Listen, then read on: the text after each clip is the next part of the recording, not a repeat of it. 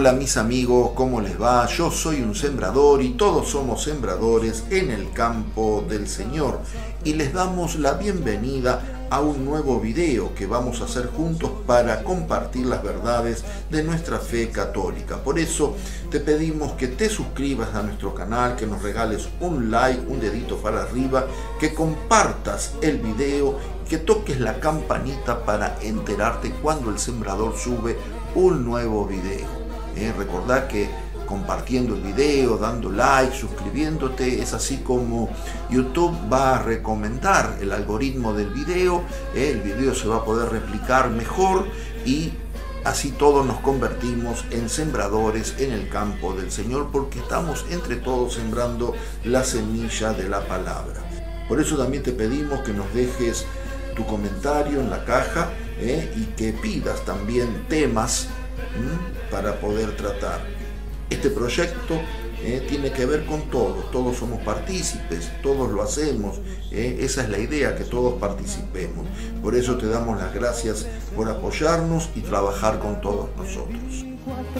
Voy a apartar mi cuerpo de la falsedad. ¿Qué tal? ¿Cómo les va? Bien, como todos sabemos, estamos transitando el año jubilar. Y en este año jubilar, Dios quiere, a través de la iglesia, derramar una cantidad de bendiciones, ¿sí? Y una de estas bendiciones que Dios nos regala son las indulgencias, que mucha gente no sabe todavía de qué se trata, algunos sí, otros no. Y me gustaría compartir con ustedes este tema de las indulgencias. Pero antes de compartir el tema de las indulgencias, me gustaría que reflexionemos un poquitito acerca de este jubileo de la esperanza. ¿Qué es la esperanza para el cristiano? Yo extracté de los números 7 y 8 de la bula de convocatoria al jubileo, Spe Salvi, y bueno, y de allí hice una pequeña reflexión, así que bueno, la quiero compartir con ustedes. ¿Me acompañan? El Señor nos llama a vivir con esperanza. Es un susurro en nuestros corazones, un faro en la oscuridad. Miren a su alrededor. La esperanza está presente incluso en estos tiempos. La vemos en pequeños actos de bondad. La escuchamos en las voces que claman por justicia. El mundo está lleno de señales. Algunas son fáciles de entender, otras requieren una mirada más profunda. Estas señales son un lenguaje, nos hablan de los dolores del mundo y de las posibilidades del mundo. Debemos escuchar lo que nos dicen. La Iglesia tiene una misión. Debemos interpretar las señales de nuestros tiempos. El Evangelio es nuestra guía. A través de su sabiduría encontramos significado. El Evangelio enseña amor, enseña perdón y compasión. Debemos aplicar estas enseñanzas al mundo que vemos. La violencia y el odio no son la respuesta. Nunca lo han sido. Y nunca lo serán. Estas cosas solo generan más dolor. Debemos elegir un camino diferente. El mundo está lleno de sufrimiento. La guerra, la pobreza y la injusticia nos plagan. Es fácil caer en la desesperación, pero no debemos. La esperanza es nuestra arma más poderosa. Debemos aferrarnos a ella, incluso en los tiempos más oscuros. La paz no es solo la ausencia de guerra, es un estado del ser, es un compromiso con la comprensión. La paz requiere que veamos la humanidad en todos. Debemos construir puentes de compasión y entendimiento. La historia nos enseña una dura lección. La guerra solo conduce a la destrucción. Deja cicatrices en el mundo y en nuestras almas. Debemos recordar estas lecciones. No podemos permitirnos repetir los errores del pasado. Los líderes mundiales tienen una responsabilidad especial. Deben buscar la reconciliación. Los gritos de los oprimidos deben ser escuchados. Bienaventurados los pacificadores, porque ellos serán llamados hijos de Dios. Seamos instrumentos de paz. Que nuestras vidas sean un testimonio del poder de la esperanza. Acerquémonos a aquellos que son diferentes a nosotros. Construyamos puentes de entendimiento. Creemos un mundo donde reine la paz. Nuestro mundo depende de ello. Comencemos hoy. Bien, y si hemos llegado hasta acá, les pido que se suscriban a nuestro canal, que nos ayuden a sembrar la semilla de la palabra. Recuerden que todos somos sembradores en el campo del Señor, es decir, sembrar la semilla de la palabra es deber de todos, ¿no es cierto?, iluminados por la gracia de Dios y tratando de llevar esa semilla de esperanza a los corazones que tanto lo necesitan. Bien, vamos a entrar de lleno ahora en el tema de las indulgencias. ¿Qué es una indulgencia? Una indulgencia es una gracia que la Iglesia concede, ¿sí?, para redimir la pena temporal que merecen nuestros pecados. A ver, con la confesión, sabemos como es costumbre en la Iglesia Católica, como es tradición en la Iglesia Católica, con la confesión se perdonan los pecados. ¿Sí? Pero queda, ¿sí?, una reparación que hacer. Es decir, cuando uno comete un pecado, después tiene que reparar de alguna manera la falta cometida, ¿sí? Sea con buenas obras, sea con oraciones, sea restituyendo si se ha robado algo, sea pidiendo perdón si se ha ofendido a alguien. Es decir, uno tiene que reparar porque la confesión no repara la pena temporal, la pena merecida por el pecado, ¿sí? Eso es un trabajo de cada uno. La confesión perdona el pecado, asegura la gracia, y nos promete la salvación. Pero, ¿qué pasa? Hay una reparación que hacer. En el caso de la indulgencia, ¿sí?, es la iglesia, cuerpo de Cristo, ¿sí?, que repara por mí el pecado cometido. Esta indulgencia, ¿sí?, puede ser personal o puede pedirse también para algún alma que está padeciendo en el purgatorio, esperando para entrar en la gloria de Dios. Entonces, la iglesia, que tiene el poder dado por Cristo para reconciliar a los hombres con Dios, planifica esta reconciliación reparando la pena merecida por el pecado. O sea, la indulgencia plenaria es una reparación por mis pecados. Esta práctica de las indulgencias tiene sus raíces en el cristianismo primitivo, cuando en una época las penitencias que se imponían a los pecadores por la gravedad del pecado cometido, a veces eran muy estrictas, muy severas, ¿sí? No era como ahora que el sacerdote te aliviana la penitencia, te dice, bueno, reza un Padre Nuestro, reza una Ave María, o reza tal oración, o hace tal obra de caridad, y por lo general uno lo hace, ¿no es cierto?, salvo que haya un pecado muy grave, muy extremadamente grave, entonces hay que reparar con acciones en favor de la vida, etcétera, etcétera. Pero con el tiempo, y especialmente en la Edad Media, la Iglesia fue desarrollando y regulando esta práctica de las indulgencias, le fue concediendo a los fieles la posibilidad de reparar el pecado que se había cometido.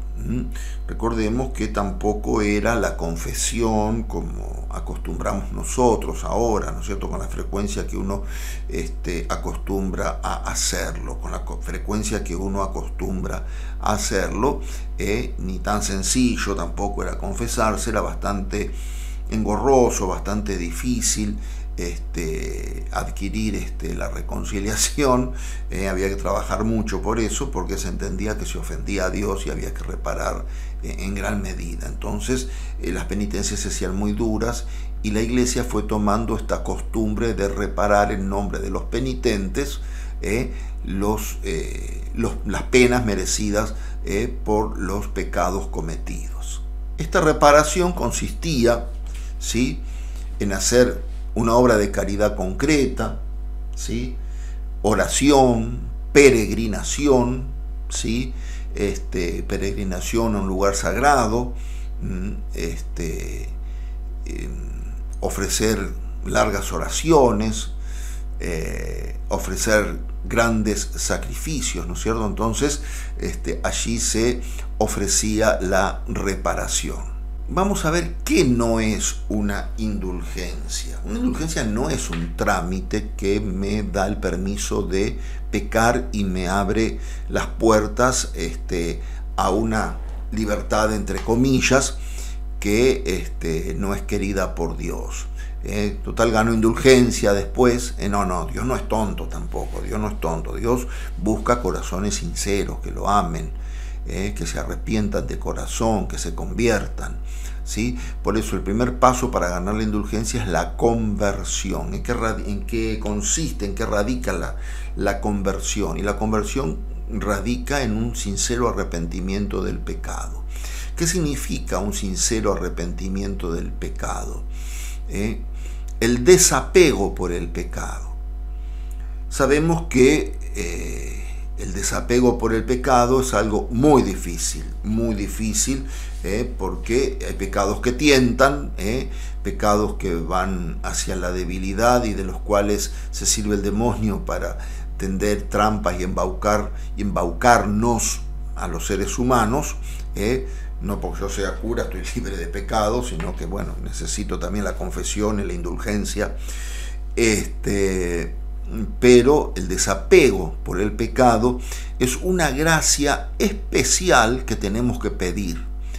Yo creo que es una gracia especial y se lo tenemos que pedir a la Virgen, ¿sí?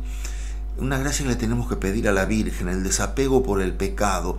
Una vez un confesor, el padre Ángel Dauro, de feliz memoria, un sacerdote muy querido, con el cual yo me solía confesar cada tanto, y me decía: el desapego por el pecado es una gracia que tenés que pedírsela, que te la conceda la Virgen, porque la Virgen, ella era la gran desapegada del pecado, ¿no? Tiene una profunda experiencia de gracia. Entonces, una gracia que la Virgen nos puede conceder en el rezo diario del Rosario, en nuestra oración continua, en nuestro recordatorio María de todos los días, es esto, ¿no es cierto? Pedirle a la Madre de Dios que interceda por nosotros para que se produzca ese desapego del pecado. Por eso, la indulgencia no es una licencia para pecar, no es una compra del perdón. No es una compra del perdón, por eso digo, no tiene que tener la estructura de un trámite. Tenemos que erradicar de nuestro pensamiento el sacramento trámite, ¿sí? Voy a dar algunos ejemplos del sacramento trámite. Es medio raro el concepto, pero bueno, quería aclararlo, ¿no es cierto? Sacramento trámite. ¿Qué significa un sacramento trámite?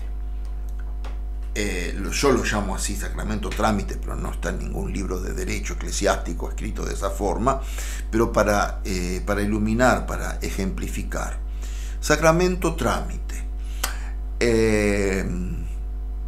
Resulta que fulanito de tal me elige para ser padrino de su hijo que va a bautizar, por ejemplo. Entonces, le digo, no, pero yo no estoy bautizado. Yo no estoy bautizado. Ah, bueno, no importa. Hablamos con el cura que te bautice y salís de padrino. Eso es sacramento trámite. El bautismo se tiene que pedir de corazón, no tiene que buscar a Dios, ¿sí? Uno recibe los sacramentos en búsqueda de la gracia de Dios, no en búsqueda de lograr una posición, que en este caso sería de padrino, en la iglesia, ¿sí? No es una licencia, no es algo que se compra para pecar, tampoco la indulgencia, ¿no? La indulgencia trámite o el perdón trámite, como yo lo llamo.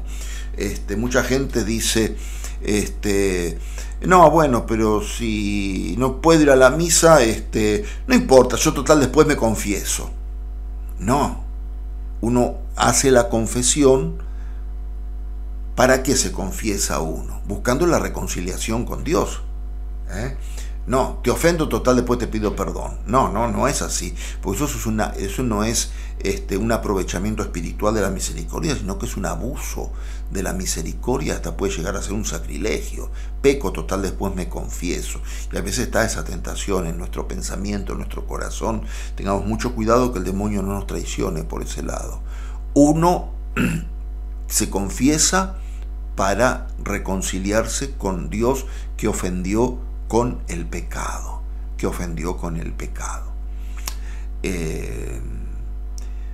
por ejemplo, si peco total me confieso, o por ejemplo aquellos que dicen, no, padre, me vengo a confesar porque quiero comulgar. Trámite, eso es trámite. Me vengo a confesar porque busco la reconciliación con Dios. Después comulgaré o no comulgaré, pero uno no se confiesa para comulgar. Si no es confesión trámite. La confesión es una actitud del corazón, es una actitud de arrepentimiento y de búsqueda sincera de la gracia de Dios. Después podrá venir o no la comunión, ¿sí? Si viene, mejor, pero a veces no viene la comunión, a veces se confiesa y no va a comulgar enseguida, ¿sí? Entonces uno no se confiesa para poder comulgar, ¿sí? Uno se confiesa para reconciliarse con Dios. Y si uno tiene conciencia de pecado grave, obviamente no puede comulgar si no se confiesa, ¿sí? No puede comulgar si no se confiesa. No elimina la necesidad de la conversión. El llamado a la conversión es un llamado constante del Evangelio, ¿sí? No elimina la necesidad de la conversión. Dice aquí, aunque ayuda a aliviar las penas temporales, la indulgencia nos invita a vivir más santamente y a cooperar activamente con la gracia de Dios. Es decir, la gracia de Dios tiene que fructificar en nuestros corazones.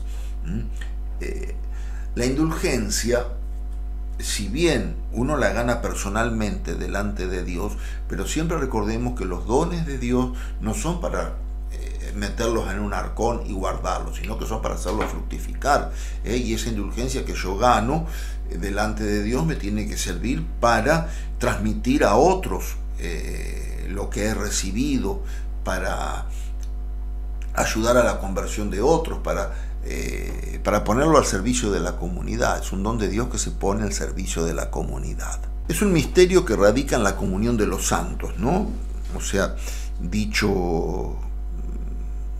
Volviendo a lo que dije anteriormente, ¿qué es la comunión de los santos? Es justamente esto, ¿no es cierto? La comunicación de bienes espirituales. Mucha gente dice en el credo, creo en la comunión de los santos, y no sabe lo que es. La comunión de los santos es la comunicación de bienes espirituales que existe en la iglesia. La iglesia se divide o se agrupa, no me gusta la palabra divide, la iglesia se agrupa en 3 estamentos, ¿sí? La iglesia triunfante, que son los santos que están en el cielo junto a Dios, ¿sí? Aquellos santos que pueden ser canonizados, conocidos, podemos decir San José, San Francisco, etcétera, cualquier santo conocido, o cualquier alma que ya está en la presencia de Dios es un santo, que no está canonizado, pero es un alma santa porque está en la presencia de Dios, entre los cuales puede estar algún familiar nuestro.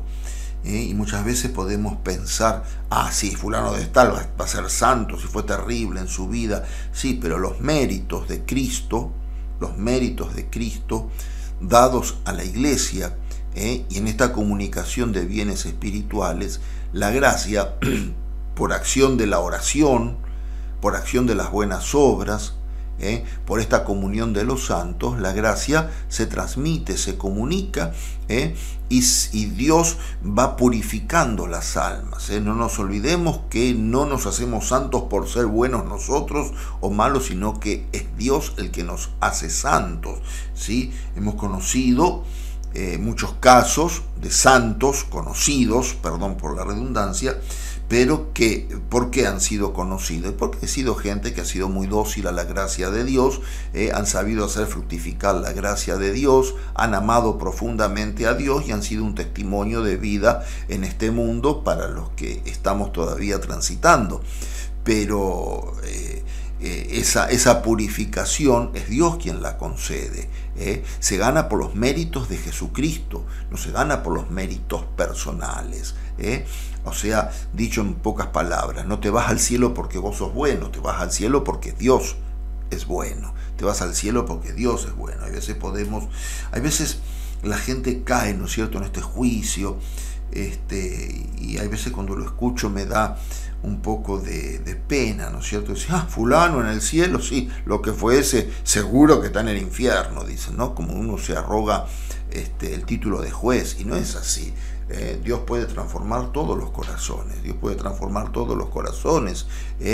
puede hacer que un malo se haga bueno, que un ateo se haga creyente. Dios, al tocar los corazones, es muy misterioso, es decir, no sabemos a dónde desemboca ese caudal de gracia que Dios derrama en el corazón del hombre, Bien, y al final, para variar, me fui por las ramas. Había dicho 3 estamentos de la iglesia, hablé de la iglesia triunfante, bueno, recién acabo de mencionar, de explicar. Por otro lado tenemos la iglesia paciente o la iglesia purgante, son nuestros hermanos difuntos que están en el purgatorio esperando purificar sus pecados para entrar en el cielo, para entrar en la gloria de Dios. El que está en el purgatorio ya está salvado, o sea, no se va del purgatorio al infierno, sino que el purgatorio purifica. Por eso que las indulgencias aplicadas a las almas del purgatorio se achica, se abrevia, o se quita totalmente. Indulgencia plenaria, se quita totalmente la pena del purgatorio por nuestros hermanos difuntos, la podemos ganar para ellos. Sobre todo esa indulgencia se gana el Día de los Difuntos, en la octava de los difuntos también, que son los 8 días siguientes al 2 de noviembre. Y por otro lado tenemos la iglesia militante, que somos nosotros que todavía peregrinamos por este mundo esperando alcanzar con misericordia la salvación que viene de Dios. Este tema de las indulgencias, vamos a decir, como decimos lo bueno de la iglesia, también tenemos que decir, o sea, como hablamos de las luces, tenemos que hablar de las sombras también, ¿cierto? La iglesia, en el uso del poder de acercamiento a Dios que tiene, en el uso del poder de comunicación de la gracia que tiene, repito, no es un poder que tiene solamente el Papa, los obispos y los sacerdotes, sino que esto de la comunicación de la gracia, repito, pertenece a la comunión de los santos, es decir, a la comunión de toda la iglesia, la comunicación de bienes espirituales, ¿verdad? Pero muchas veces, lamentablemente, las cosas se salen un poco de carril por la ignorancia humana, la soberbia del hombre, qué sé yo. Y esto produjo una serie de controversias en el siglo XVI.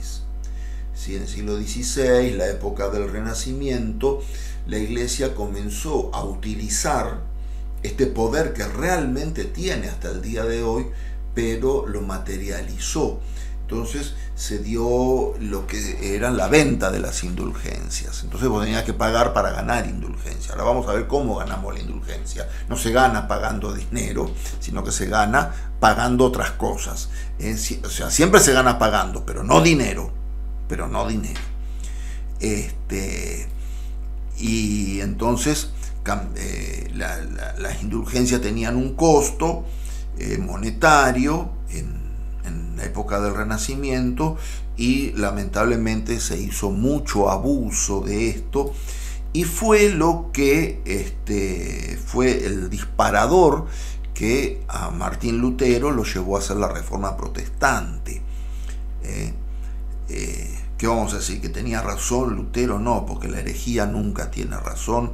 El apartamiento de la iglesia, el apartamiento de la comunidad nunca tiene razón, sino que así como hubo una reforma protestante, el Concilio de Trento y muchos otros santos que se quedaron en la iglesia, que no dieron un portazo y se quedaron, hicieron desde dentro de la iglesia la contrarreforma.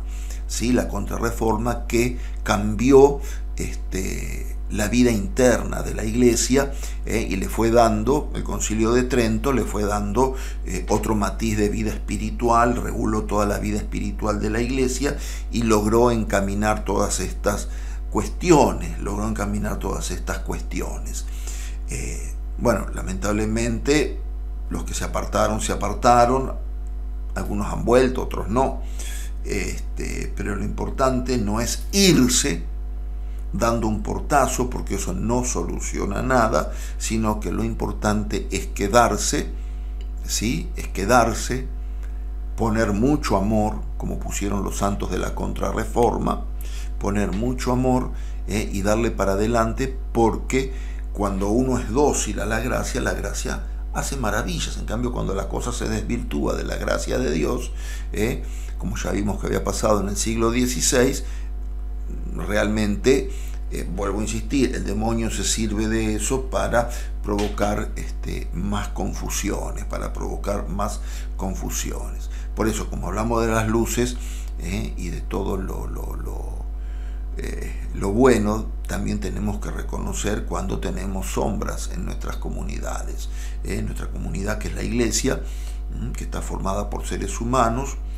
Cuando decimos que la iglesia es santa, decimos que es santa porque es fundada por Cristo y tiene una santidad ontológica, es decir, que le es dada por el mismo Dios, porque tiene los dones de Dios, pero también hay una santidad moral que es la que tenemos que observar todos los miembros de la iglesia para hacer que esa santidad ontológica que tiene la iglesia fluya, vaya hacia afuera, y transforme los corazones, es decir, la santidad ontológica.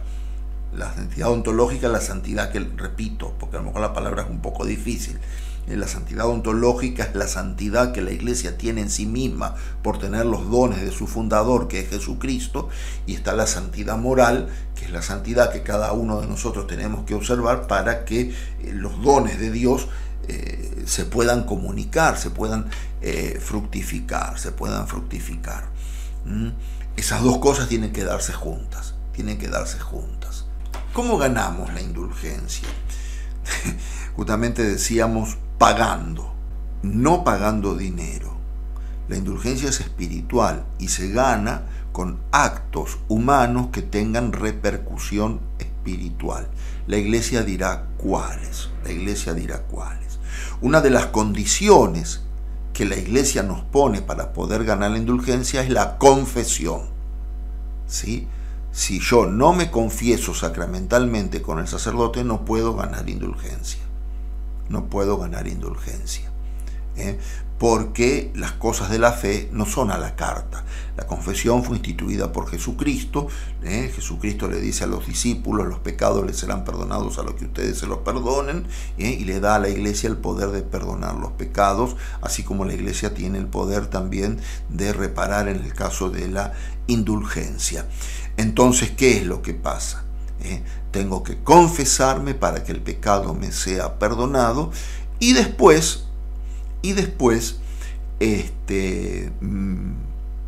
hacer algún acto de vida espiritual, rezar alguna oración en especial que la iglesia me mande, se pide que uno rece por las intenciones del Papa, se puede hacer una peregrinación, es decir, después vamos a seguir profundizando en este tema cuando hablemos más de la indulgencia del jubileo, Bien, en el jubileo, que estamos transitando, este jubileo de la esperanza que estamos transitando, el Papa en Roma, en la Basílica de San Pedro, hay una puerta que es la puerta santa, ¿sí? Que él la abrió ahora a finales de diciembre, no me acuerdo exactamente la fecha, creo que fue el 25 o 26 de diciembre, abrió la puerta santa. Entonces, entrando por la puerta santa, se gana la indulgencia. Pero a ver, no es mágico, o sea, no es una puerta mágica, ¿sí? Porque nada es mágico en la fe. Entrar por la puerta santa tiene un sentido de peregrinación. Uno de los requisitos para ganar la indulgencia que nos pide la Iglesia es la peregrinación al lugar santo. Por eso que los obispos en las distintas diócesis tienen la potestad de designar lugares específicos porque no se puede, todo el mundo no puede ir a Roma, pero si todo el mundo puede ganar la indulgencia, entonces hay lugares específicos para ganar la indulgencia. ¿Por qué? A ver, yo soy de la parroquia de la Anunciación. La Anunciación no ha sido elegida como parroquia para ganar la indulgencia, ¿sí? Entonces parece que uno puede decir, ¿y qué pasa? Entonces Dios no concede indulgencia en la Anunciación. No, sí, concede indulgencia, Dios concede indulgencia donde Él quiere, pero como la indulgencia tiene un sentido de peregrinación, entonces en nuestra arquidiócesis hay lugares determinados, para ganar esta indulgencia, lo cual implica que uno tiene que confesarse, comulgar, y peregrinar, o sea, la peregrinación es un camino de fe, peregrinar hacia el lugar donde se gana la indulgencia. En el caso, por ejemplo, el decanato de Tolosa, es la parroquia Nuestra Señora del Carmen, una parroquia que tiene un recuerdo muy profundo para mí, porque es allí donde nació mi vocación, es allí donde me bautizaron y hasta que llegué a ser ordenado de diácono en esa parroquia, en esa comunidad. Por eso tiene un recuerdo muy, muy profundo, muy lindo. Allí pude celebrar mi primera misa también, etc. Bien, todas esas cosas que llenan de alegría el corazón sacerdotal. Entonces, por ejemplo, por ser una parroquia madre de parroquia, es una parroquia del año 1902, es una parroquia histórica, si se quiere, es la primera parroquia de esta zona, es la parroquia que ha dado origen a todas estas otras comunidades, a todas estas otras parroquias. Entonces el obispo ha elegido, en el caso la parroquia Nuestra Señora del Carmen, en la localidad de Tolosa. En la ciudad de La Plata, por ejemplo, la parroquia San Ponciano, también una parroquia histórica, fue la primer catedral. La iglesia catedral de La Plata, la parroquia, o sea, el centro de la vida espiritual de la arquidiócesis. La parroquia Santa María Magdalena de Magdalena, que también es una parroquia histórica de la época del virreinato. Entonces son lugares donde uno puede ir a rezar y ganar la indulgencia. Pero repito,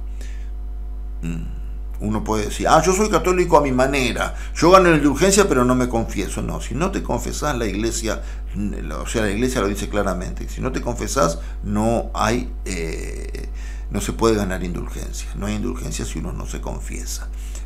Entonces, una de las cosas importantes en este jubileo de la esperanza es tener esperanza en la misericordia de Dios, y dejarme de hacer tantas elucubraciones. Si el cura es tan pecador como yo, sí, yo soy tan pecador como cualquiera, y necesito de la confesión también de otro colega que me confiese muchas veces.